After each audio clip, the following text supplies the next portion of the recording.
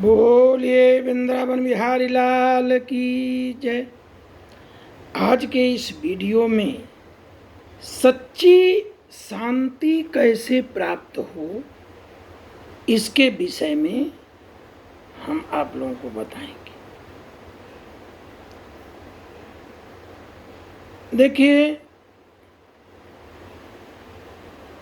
शांति पाने के लिए सबसे बड़ा हम लोगों का जो हथियार है वह है भगवान के नज़दीक जाना, चाहे किसी प्रकार से, प्रार्थना से, पूजा से, सेवा से, किसी प्रकार से, तभी आदमी उस सच्ची शांति को, शांति भी तो कई प्रकार की है, 2-3 जगह से शांति है, एक जगह से नहीं है।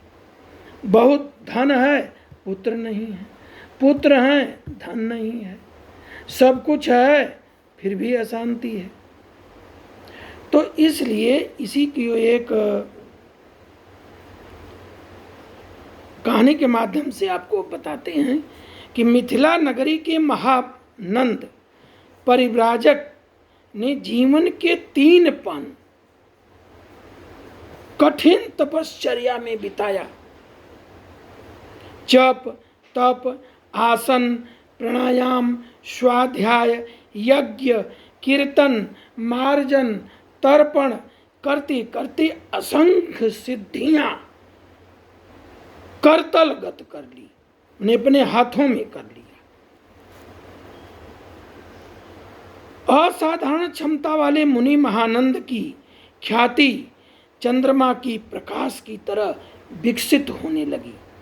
सैकड़ों व्यक्ति उनकी सिद्धियों का लाभ पाने लगे।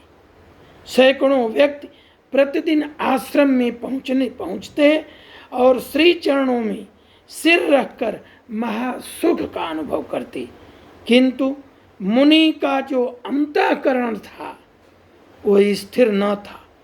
सिद्धियों ने उनकी तृष्णा को बढ़ा दी, पर वह शांति, वह स्थिरता उन्हें नहीं मिली जिसके लिए मुनि ने घर, परिवार, स्नेह, स्नेहियों, संबंधियों को छोड़ा था, वह उन्हें नहीं मिली। इतना की बात, सैकड़ों सिद्धियां पाने की बात जो चाहे वो कर दें।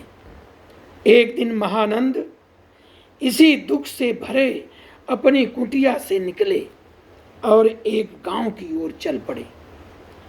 वे गांव में पहुंचे ही थे कि किसी के कराहने का स्वर सुनाई दिया।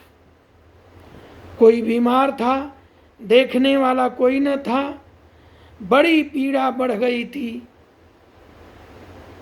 वह उस व्यक्ति की दर्द भरी कराह को मुनि के हृदय में आघात लगा। उन्होंने बीमार की रात भर सेवा की, दवाई दिया, पांव दाबे, बिस्तर बदले, उनका टट्टी पेशाब धोया। चौथे पहर जब उसे नींद आई तब मुनि आश्रम लौटे। आज न उन्होंने संध्या की, न प्राणायाम और निधि साधन भी नहीं किया,